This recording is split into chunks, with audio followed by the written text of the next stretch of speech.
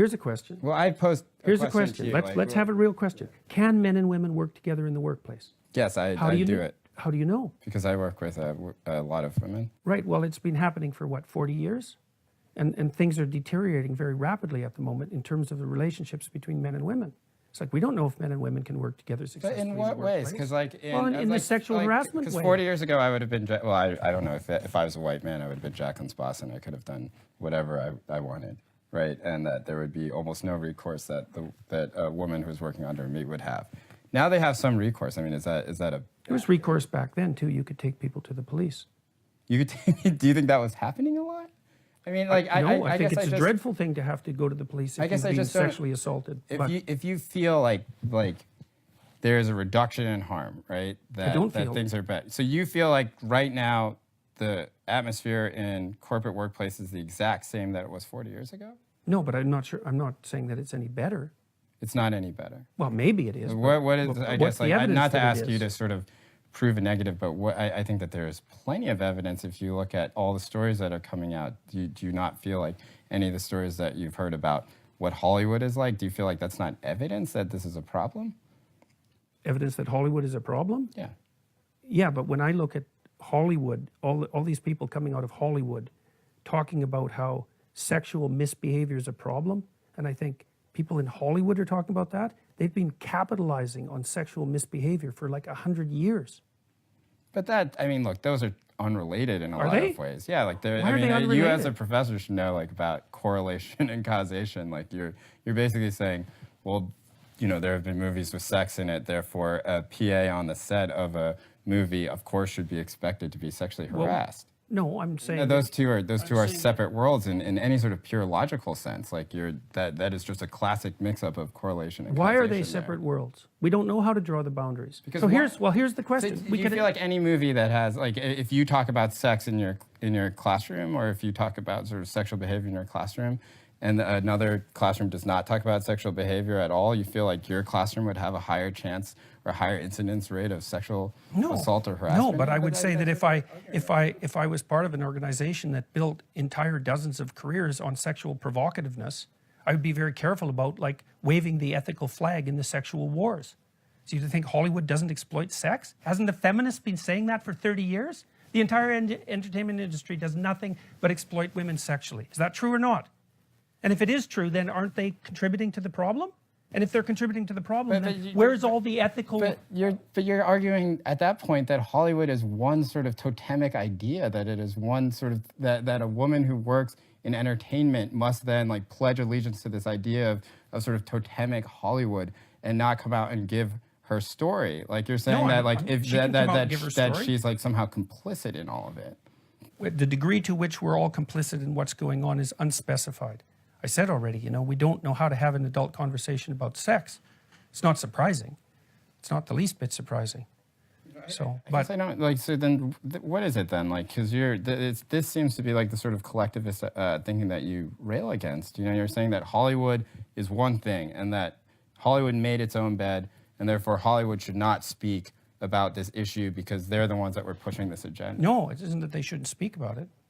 Or that they should do speak not carefully have the moral about it. Authority to they should speak carefully about it. Do you feel like they're not speaking carefully? Absolutely, they're not speaking carefully. Not in the least. What is out of control about it? Well, trial by public opinion, I suppose, is part of what's out of control about it. Trial by public opinion? Do you think that's what's happening? Yeah, to some degree, sure. It's very easy for people to come forward with accusations and demolish someone's reputation. That's trial by public opinion. So, I mean, and we don't have any conversation about the other side of the coin. You don't think women manipulate men sexually for advancement in the workplace? Do you not think that there has been any sort of pushback against this Me Too movement at all? Yeah, there's been some.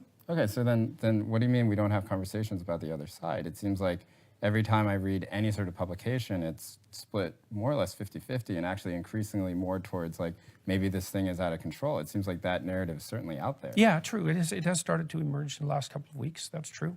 Yeah. So then... I don't understand. I guess I don't understand the question exactly. Well, my question is essentially that like when you... Is there sexual harassment in the workplace? Yes. Should it stop? That'd be good if it did. That'd be good. Will it? Well, not at the moment it won't, because we don't know what the rules are. Do you think men and women can work in the workplace together I don't know. without sexual harassment? We'll see. We'll see. How many years will it take for men and women working in the workplace together? More than To 40. get a sense. More than 40? We're new at this. We're new at this. Absolutely. We're completely new at it. It's only been a couple of generations. That's part of the problem, right? Is that we don't know what the rules are. Like, what? Here's a rule. How about no makeup in the workplace? Why would that be a rule? Why should you wear makeup in the workplace? Isn't that sexually provocative? No. It's not? No. Well, what is it then? What's the purpose of makeup? Some people would like to just put on makeup. Why? I don't know why. Why do you make your lips red? Because they turn red during sexual arousal. That's why. Why do you put rouge on your cheeks? Same reason. So your argument. I'm not saying that you shouldn't wear makeup. No, I'm not saying that. But you're saying that I'm saying when we don't know women what the put rules on are. makeup in the workplace, that they have sexualized themselves in a way. That's what makeup's for. That would- Jesus, that would- that's self-evident. that Why would- else would you wear it? Let me admit, when women put on makeup in the workplace, Yeah. when they make their lips red, when they sort of put on rouge, right? That when they enter that workplace, if a man notices that there is sort of a complicitness with which the woman has said, I am going to sexualize myself in the workplace, and therefore whatever comes will come. No, I didn't say the last part of that. So I then didn't say what so is it whatever then? comes will come. But I that- think this the is- issue of okay, then let's just complicitness. put it How about this high is it. heels? I mean, look. How about high heels? What are they What for? about high heels? What about them? They're there to exaggerate sexual attractiveness. That's what high heels do. They tilt your pelvis forward so your hips stick out. That's what they do. And they tighten up your calf muscles. They're a sexual display. Now, I'm not saying that people shouldn't use sexual displays in the workplace. I'm not saying that. But I am saying that that is what they're doing. And that is what they're doing. So what is the relevance then to like sexual harassment in the workplace then if you can't make Well, the that- Maoists put everybody in uniforms to stop that sort of thing from happening. Men wear uniforms. That's the why they wear suits. I guess I'm not seeing the sort of coherence of the thought that you're putting together then because What are the rules that govern sexual interactions between men and women in the workplace? yes. The answer is, we don't know. Right. So I'm throwing out some questions. How about makeup? Oh, that's okay. Is it? Why? Why is it okay? Well, I would think that there's certain ownership over one's body that they can take without. How about negligees? Well, look, if you That's had going too far. If you had a workplace with negligees, I think that there would be some sort of standard idea that maybe that would be a sexualized. Okay, so there's some line between lipstick and negligees that we don't want to cross. Okay, fair enough. Where exactly is the line? Well, I think that, much like Justice Scalia said with pornography, it's something that you can feel or that you know it when you see it. I would say that Maybe. that sort of, but what's confusing to me and I really do just mean this in sort of a debate sense, which is that like these sorts of big collective ideas, they're things that you feel like are sort of derived through evolution, that people do come to a consensus that is meaningful.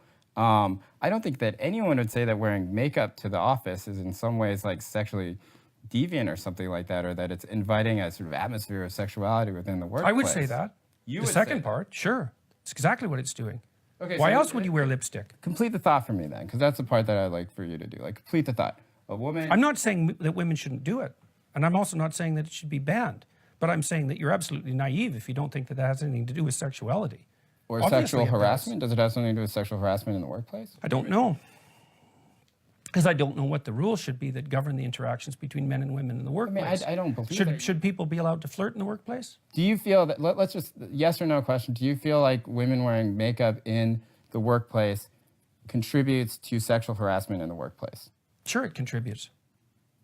And so what should be done about that? You as a clinician who believes that there should be prescriptive ideas that don't mandate behavior, but that will guide behavior. I don't know. I don't know what the answer to that is. Do you feel like women shouldn't wear, do you feel like a serious woman who does not want sexual harassment in the workplace, do you feel like if she wears makeup in the workplace that she is somewhat being critical? Yeah, Okay. I do think that. Okay, let's move on. I don't see how you could not think that. It's like makeup is a sexual display. That's what it's for. You say, well, I want to look more attractive. It's like, what do you mean by attractive exactly? So then what is a better outcome for you then? A workplace with no sexual harassment where women wear uniforms and don't wear makeup, much like the Maoists, like you were saying, or a sort of freer workplace in which sexual harassment is an inevitability because women wear high heels and makeup? Well, I don't say that sexual harassment is an inevitability because women wear high heels and makeup. I didn't say that. Or that it is more likely? I said that it contributes to the sexualization of the workplace. What's the difference between more likely and that? Okay, more likely. I'll go with that. Yeah, more likely, right? Sure, okay. Okay, so which one do you prefer? I don't prefer either of them. Oh, which one of those two would I prefer? Yeah. Oh, I prefer the one where people had the freedom. And so within that, so we've gotten to that point, that people should have freedom to wear makeup, right? But that will inevitably lead to, not inevitably, that it is more likely that sexual harassment happens in the workplace. Isn't that sort of saying that if women wear, like, how is that not saying that if women wear makeup in the That isn't what I said. Like, you're pushing it past what I said by a substantial margin. Sure, I said but, that we but don't this is one of the understand the things where, rules like, that govern the interactions between men and women in the workplace, right? We don't understand the rules. And so I was pushing a limit case. That's what I was doing. I wasn't saying women shouldn't wear makeup. No, I was saying never we saying could that have you a said that question either, about, though. there should be a question raised about that. And there is often. I mean, companies have dress codes, let's say, you know, and they have a reason for that. But the fact that we got tangled up in this conversation is an indication of exactly how difficult it is to have a reasonable conversation about exactly what rules should govern the interactions between men and women in the workplace. I would object to that a little bit because I think the reason why this conversation has been difficult is because, like, there are certain things where you'll just punt and you'll say, I'm not saying that, and you'll try and be very hyper-specific. And now, look, there are examples of that where I feel like you were right. Like, I feel like the Kathy Newman article, or the Kathy Newman interview, I felt like a lot of that she put words in your mouth. I don't feel like I'm doing that. In fact, I've been extremely careful not to. I'm definitely not accusing you of that. Okay, so I'm just saying that these sorts of conversations are difficult, not that you're making it unduly difficult, because I don't think you are. Sure. So I guess, look, this is a test case, right? Like, we are not here to say, like, Jordan Peterson believes that this is true. We are talking about a specific test case. Like, we agree, or not we agree. Yep. You are arguing that makeup is sexualized, high heels are sexualized, right? When they enter a workplace, the workplace has a higher preponderance of becoming sexualized. Right? Yes. How do we not then take the next step and say that, ergo, if we want to get rid of sexual harassment in the workplace, that your belief is that women should not wear high heels or makeup in the workplace? Oh, because there's other potential solutions. People could, you could allow for a certain amount of sexual tension and not act on it in a reprehensible manner. I mean, look, let's say you're married to someone, right? You go I am to a married, party. yep. Okay, you go to a party. Do you ever flirt? I mean, I don't go to parties. Oh, okay.